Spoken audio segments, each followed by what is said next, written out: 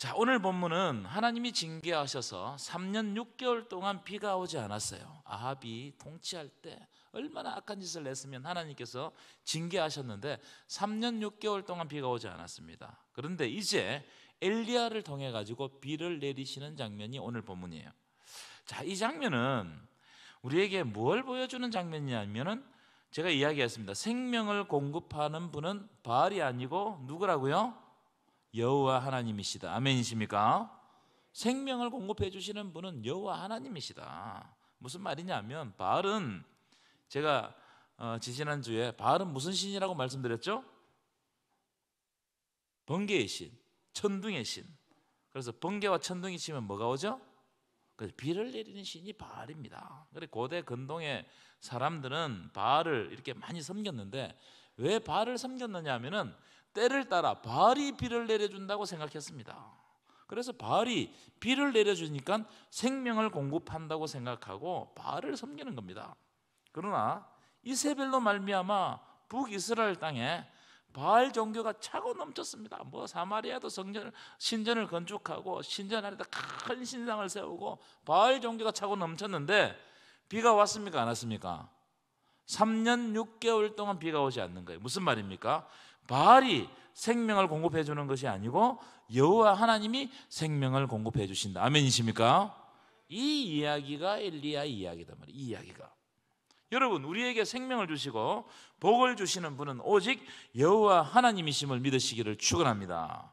그래서 오늘 본문을 보면은 3년 6개월 동안 비를 내리지 않게 하시는 분도 하나님이시고 오지 않던 그 비를 다시 오게 하시는 분도 하나님이시다. 이것을 선언하는 본문이 오늘 본문이에요. 여러분, 우리가 하나님을 믿는 것은 왜 하나님을 믿습니까? 그분만이 우리에게 생명을 주시기 때문에 그렇습니다. 믿습니까? 그래서 우리가 하나님을 믿는 것은 하나님께서 우리에게 생명을 주시기 때문에 우리가 하나님을 믿는 거예요. 예수 그리스도의 십자가 부활을 통하여 사망을 이기고 영원한 생명을 주실 분은 오직 예수 그리스도십니다. 믿으십니까? 그래서 우리가 예수를 믿는 거예요. 만약 여러분들에게 지금이라도 영원한 생명이 없다고 생각되면 나가야 돼요. 여기 있는 사람이 가장 어리석습니다. 저는 그게 의심되는 순간 당장 내려서 나갈 거예요. 그게 의심되면 제가 여기 앉아 있을 필요가 없어요. 여기 나올 필요가 없어요. 생명을 주시는 분은 하나님이십니다. 믿으십니까? 그래서 그 하나님이 나를 인도하고 하나님 나라를 유업으로 주실 것을 믿기 때문에 우리는 그 하나님을 믿고 의지하고 살아가는 것입니다. 여러분, 이 믿음이, 이 신앙이 흔들리지 않기를 간절히 축원합니다. 자, 오늘 말씀은 4가지 주제를 가지고 말씀을 드리겠습니다. 첫 번째, 무슨 소리를 듣고 있는가? 우리는 과연 어떤 소리를 듣고 있는가? 41절입니다. 띄워보실까요? 41절 함께 읽겠습니다. 시작. 엘리야가 아합에게 이르되 올라가서 먹고 마셔소서. 어떤 소리가 있다고요? 큰 비소리. 이 큰 비소리 이러면 안 돼요. 큰 비소리가 있다는 거예요. 이렇게 해야 조금 와닿습니다. 왜냐하면 3년 6개월 동안 비가 오지 않았는데 비가 오니까 이는 그냥 큰 비가 아니고 큰 비소리입니다. 여러분, 이 원래는 봄철에 비가 좀 왔죠, 그죠? 근데 몇 년 전만 하더라도 겨울이 지나고 나면 봄철에 가물때가 많습니다. 비가요, 봄철에 가물때 한 2달 정도만 안 와도 어떻게 됩니까? 난리 납니다. 땅이 쩍쩍 갈라지고 저수지에 물이 다 말라버리고 파종할 수가 없어요. 비가 안 오면. 그렇게 되면 채소값이 막 천정부지로 막 뛰는 겁니다. 자, 그런데 오늘 본문을 보시면 북이스라엘 땅에는 몇 년 동안 비가 오지 않았다고요? 3년 6개월 동안 비가 오지 않았습니다. 그럼 어떻게 되겠어요, 여러분? 상상을 해보세요. 이 고통이 이루 말할 수 없는 고통을 겪었을 것입니다. 여러분, 삶이 얼마나 절망적이었을까? 왕궁에 사는 사람들 그래 좀 나았을 거예요. 그런데 일반 평민들의 삶이 얼마나 절망적이었을까요? 소망이 있었을까요? 3년 6개월 동안 비가 안 와서 소망이 있을까요? 차라리 죽는다고 하는 것이 낫다고 생각했을지 몰라요. 차라리 여러분, 그런 대목이 있습니다. 사르밧 가부가 엘리야를 만날 때, 엘리야가 떡을 갖고 오라고 했을 때 사르밧 가부가 뭐라고 이야기합니까? 네, 밀가루 통에 이제 밀가루가 조금은 남았는데 이제 마지막 빵 해 먹고 밥 해 먹고 우리 아들하고 나는 죽을 것이다. 왜 그래요? 살 소망이 없는 거예요. 살아있는 것이 더 고통스럽기 때문에 나는 이제 죽을 것이다. 사라밧 가구가 엘리야에게 그렇게 이야기했어요. 그래서 자살을 하는 많은 사회, 많은 나라들을 보면 그 사회가 그만큼 뭐가 없다는 겁니까? 소망이 없다는 말이에요. 여러분, 소망이 있으면 삽니다. 소망이 없으면 죽는 거예요. 여러분, 여러분에게 예수 그리스도의 소망이 넘쳐나기를 간절히 축원합니다. 소망이 있는 것이 중요한 겁니다. 자, 그런데 엘리야는 3년 6개월 동안 비가 오지 않았지만 오늘 본문에 보면은 빗소리를 가장 먼저 누가 들었어요? 엘리야가 들었어요. 그 당시 아무리 하늘을 쳐다봐도 비가 올 생각이 없는데 이 비 올 날씨가 아니에요. 그런데 엘리야는 큰 빗소리를 듣는 거예요. 이 희한하잖아요. 비 오지 않았어요. 그런데 비도 안 오는데 엘리야는 큰 빗소리를 듣는 거예요. 이게 여러분 무슨 말입니까? 절망 중에 소망의 소리를 엘리야가 들었다 이 말이에요. 여러분, 오늘 본문에 보면 비를 보는 것보다 듣는 것이 우선됩니다. 먼저 듣고 그것을 아합에게 선포하고 그 다음에 비가 온단 말이에요. 그 듣는 것이 가장 우선됩니다. 그러면 엘리야가 그 절망의 가뭄에도 그 빗소리를 들은 근거가 뭐냐? 비가 올 줄 어떻게 알고 빗소리가 들린다고 한 근거가 뭐냐? 자, 18장 1절 보겠습니다. 18장 1절입니다. 시작. 많은 날이 지나고 제3년에 여호와의 말씀이 엘리야에게 임하여 이르시되 너는 가서 아합에게 보이라. 내가 비를 어떻게 한다고요? 여러분, 엘리야가 그 절망의 가뭄 가운데서도 빗소리를 들은 근거가 뭐예요? 하나님의 말씀이었다는 거예요. 약속의 말씀이었다는 거예요. 여러분, 하나님이 절망 가운데서도 하나님이 주실 소망을 엘리야에게 말씀해 주시고 엘리야가 그 소망의 말씀을 붙잡은 거예요. 그러니까 전혀 비가 오지 않아도 빗소리가 들리는 겁니다. 그것이 소망이 되고 약속이 된 거예요. 그 당시에 아무도 빗소리를 듣지 못했습니다. 엘리야만 듣는 거예요. 왜요? 엘리야가 하나님의 말씀에 민감하기 때문에 그렇습니다. 여러분, 하나님께서 아무리 약속을 주시고 말씀을 주시고 선포를 하고 성경을 읽어도 하나님의 말씀에 민감하지 않으면 그 가뭄의 빗소리가 안 들리는 거예요. 그건 소망을 잃어버리는 겁니다. 여러분, 뭘 듣고 있어요? 여러분은 어떤 소리에 귀를 기울이십니까? 여러분, 세상 소리에 귀를 기울이고 온갖 잡다한 소리는 다 듣고 다니면서 하나님의 민감한 그 음성에 귀를 기울이지 못하면 소망의 소리를 놓쳐버린단 말이에요. 그럼 우리가 살아갈 근거가 없어지는 겁니다. 3년 6개월로 어떻게 버티겠습니까? 하나님의 소망의 말씀이 있을 때 그때 나는 버틸 수 있는 거예요. 믿으십니까? 그 소망의 말씀이 근거가 돼야 돼요. 하박국 선지자가 뭐라고 고백하느냐? 포도나무에 열매가 없고 감람나무에 소출이 없고 밭에 먹을 것이 없고 우리의 양이 없고 외양간에 소가 없다는 거예요. 무슨 말이에요? 살 소망이 없다 이 말이에요. 내 앞뒤 좌우를 둘러봐도 나를 살릴 만한 아무런 근거가 없다. 제가 여러분들에게 좀 물어보겠습니다. 여러분, 요즘에 여러분들의 삶이 조금 피셨습니까? 어때요? 이렇게 지금 저를 쳐다보고 있는 인상을 보니까 다 죽을 상입니다. 제가 보니까. 여러분, 우리는 그런데 빗소리를 듣지 않고 뭘 듣냐면 이미 사라진 거, 없는 거, 가뭄, 강팍한 소리, 이런 소리들을 듣고 한탄하고 난 절망해버린단 말이에요. 여러분, 교회 안에도 이런 소리가 너무나 많습니다. 하나님이 주실 소망의 빗소리를 듣지 않고 자꾸 가뭄에 죽는다는 소리, 절망의 소리가 넘쳐나면 여러분, 살 소망이 없는 거예요. 예수 믿어도 신앙이 성장이 되지 않는 겁니다. 그 자리인 거예요. 여러분, 하나님의 말씀을 의지하고 빗소리를 들으시기를 축원합니다. 빗소리를 들어야 돼요. 전혀 비가 올 것 같지 않지만 이미 하나님이 엘리야에게 약속해 주시고 말씀해 주셨기 때문에 그걸 기억하고 그걸 묵상하면 다른 사람에게 아무리 안 들려도 나에게는 하나님의 소망의 빗소리가 들리는 거예요.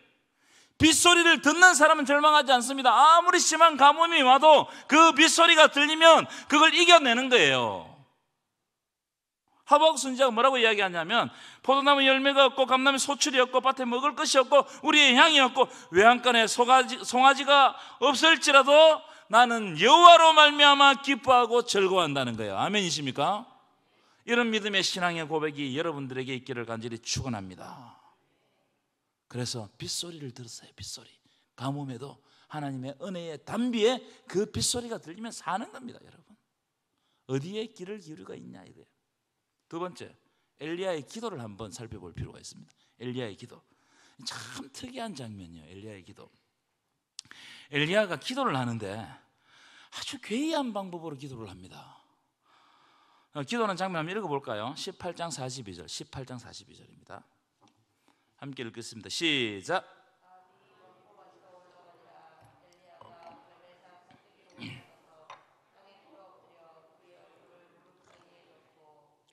왜 이렇게 기도했을까요? 땅에 엎드려 가지고 얼굴을 무릎 사이에, 제가 이거 한번 실험해 봤어요.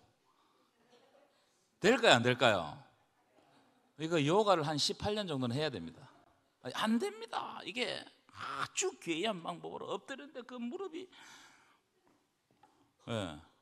안 되면 하지 마세요. 괜히 또 입원해가지고 목사님이 해라고 했다고 그러지 말고.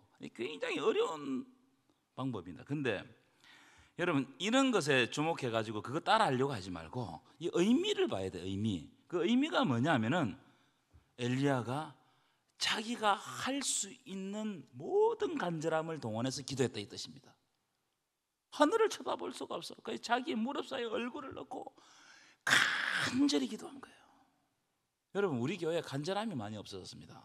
저는 그렇게 생각해요. 제가 처음 왔을 때 어려움도 있었지만 그때 여러분들 밑에서 얼마나 뜨겁게 간절하게 기도했는지 몰라요. 간절함을 회복해야 돼요. 그런데 이 간절함과 함께 제가 이해 안 되는 장면이 있습니다. 뭐가 이해 안 되냐면은 아까 우리 앞에서 첫 번째 주제를 다루었잖아요. 하나님이 이미 엘리야에게 빗소리를 들려주셨고 엘리야도 그 빗소리가 올 것, 비가 올 거라는 확신했어요. 응답 받았단 말이에요. 마음의 응답을 받았어요. 그리고 아합에 가서 선포했습니다. 그러니까 하나님의 약속을 굳게 믿었고 확실히 믿은 거예요. 그럼 여러분 같으면 어떻게 하겠습니까? 비가 올 때까지 그냥 기다리면 돼요. 그죠? 믿음으로. 그런데 엘리야는 기다리지 않고 그 빗소리를 듣고, 아직 내리지는 않았지만 빗소리를 듣고 더욱 간절히 기도하는 거예요. 무슨 말이냐? 하나님의 뜻을 알고 확신함에도 불구하고 거기서 멈춘 것이 아니고 더욱 간절히 기도 자리로 나갔다는 거예요. 우리는 확신이 있으면 기도하지 않는 경향이 있어요. 다 됐다, 다 됐다. 하나님 응답해 준다 했다. 그리고 뭐 다 잊어먹어 버립니다. 제가 지난 주일에 하나님은 하나님 나라의 역사를 이루어 가실 때 우리의 기도를 사용하신다, 이 말씀 기억나십니까? 하나님이 하나님 나라를 펼쳐 가실 때 뭘 사용하시느냐? 우리의 결단의 기도를 사용하신다는 거예요. 그래서 모세가 기도할 때 홍해가 갈라지고, 여호수아가 기도할 때 해와 달이 멈추고, 한나가 기도할 때 사무엘을 얻었고, 바울과 실라가 기도할 때 옥문이 터지는 겁니다. 기도를 통해서 하나님의 역사가 펼쳐지는 거예요. 자, 그러면 이렇게 질문할 수 있겠죠. 그럼 우리가 기도하지 않으면 이런 역사가 안 일어납니까? 아니에요. 일어납니다. 우리가 기도하지 않아도 하나님은 하나님의 일을 하세요. 그렇기 때문에 내가 기도하지 않는다고 걱정할 필요가 없습니다. 우리가 기도하지 않는다고 해서 예수님이 안 오시는 건 아닙니다. 그렇죠? 우리가 기도하지 않아도 하나님의 역사는 그대로 흘러갑니다. 그런데 분명한 건 뭐냐면은 성경에 기록된 하나님의 역사들은 기도하는 사람을 통해서 일어났다는 거예요. 이게 여러분 분명하게 우리들에게 보여주는 장면입니다. 다시 말하면 기도하는 사람을 하나님이 쓰신다는 거예요. 기도를 통해서 하나님 나라의 역사를 펼쳐 가신다는 거예요. 여러분, 내 기도가 하나님 나라의 역사에 쓰임을 받았다, 이것이 가장 큰 축복인 줄 믿습니다. 얼마나 큰 축복인지 몰라요. 여러분 간절히 기도하시기 바랍니다. 여러분의 기도를 통하여 하나님의 역사의 중심에 서시기를 축원합니다. 맨날 하나님의 역사는 흘러가는 저 변방에서 불평하고 원망하고 있지 말고 중심으로 들어오라고요. 기도를 가지고 중심으로 들어오는 겁니다. 우리가 기도를 가지고 하나님의 역사의 중심에 서면 우리 다음 세대가 그걸 배우는 거예요. 그리고 그들도 결단하고 하나님의 역사의 중심에 서서 하나님을 향해서 기도하는 겁니다. 이것이 얼마나 중요한지 몰라요. 살아계신 하나님의 증거가, 하나님이 살아계시다는 그 증거가 내 기도를 통해서 이루어지는 거. 여러분 그런 기도를 하시기를 축원합니다. 세 번째, 인간의 가능성을 기대하지 말고 하나님의 가능성을 기대하라는 겁니다. 자, 43절 44절 보겠습니다. 43절 44절 함께 읽겠습니다. 시작. 그의 사환에게 이르되 올라가 바다 쪽을 바라보라. 그가 올라가 아무것도 없나이다. 이르되 일본 끝까지 다시 가서 하라. 44절 시작. 그가 말하되 바다에서 사람의 손만한 작은 구름이 일어나나이다. 이르되 올라가 아합에게 말하기를 비에 막히지 아니하도록 마차를 갖추고 내려가소서 하라 하니라. 이 엘리야가 머리를 무릎 사이에 쳐박고 기도를 간절히 했는데 자기 사환에게 자꾸 물어보는 겁니다. 바다 쪽에 가서 구름이 떴는지 한번 살펴보라는, 기도하면서 한번 기도하고 한번 가보라는 거예요. 사환이 보니까 이게 비가 올 날씨가 아닙니다. 아니에요. 구름 한 점 없는 거야. 참 자기 주인이지만 저 비가 이렇게 맑은 날씨에 비가 오라고 기도한다는 건 이제 어리석은 일입니다. 비가 오지 않는다고 엘리야가 말해 다시 가라는 거예요. 또 기도하고 7번 반복시켰어요. 근데 7번째 그 넓은 하늘에 작은 손만한, 보일 듯 말 듯하는 이 작은 구름 하나가 딱 일어나는 거예요. 그래서 찾아가서 작은 손바닥만한 작은 구름이 일어납니다. 엘리야에게 보고했더니 엘리야가 뭐라고 이야기하냐면 자 일어나 가자, 이제 비가 올 것이다, 이런 이야기하는 겁니다. 이 희한한 장면 아닙니까? 여러분 이게 말이 되는 소리예요? 3년 6개월 동안 비가 오지 않았는데 3년 6개월 만에 손바닥만한 구름을 보고 비가 온다는 거예요. 이건 누구를 보고 누구의 가능성을 믿는 겁니까? 사람의 가능성이 아니고 하나님이 하실 일을 기대하고 믿는 거예요. 여러분 이게 믿음인 줄 믿습니다.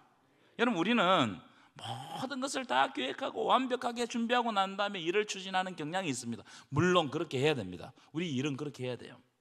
그런데 그 생각에는 인간적인 가능성이 깔려 있으면 내가 이렇게 하니까 성공하더라, 이 생각을 가지고 이런 이 계획을 하고 일을 추진하는 겁니다. 그러나 하나님의 가능성은 때때로 절대로 그렇지 않아요. 하나님의 가능성은 어떤 것이냐? 하늘의 밀이 땅에 떨어져 많은 열매를 맺어버리는 거예요.